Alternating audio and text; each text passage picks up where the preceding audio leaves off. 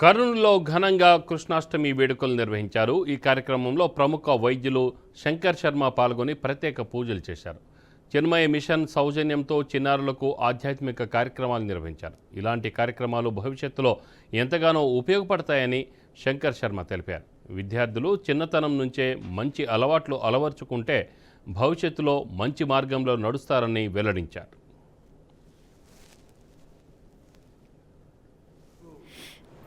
స్వామి సుప్రేమానంద సరస్వతి మాతాజీ గారి ఆధ్వర్యంలో జరుగుతున్న ఈరోజు పూజా కార్యక్రమాలకు మరియు ఈ బిల్డింగ్ నిర్మాణానికి నా వంతుగా 1 లక్ష రూపాయలు డొనేషన్ ఇవ్వడానికి కృష్ణాష్టమి సందర్భంగా ఇక్కడ స్వామివారి పాదాల చెంత నిలబడి ఈరోజు చెప్పడం అనేది నాకెంతో సంతోషంగా ఉంది.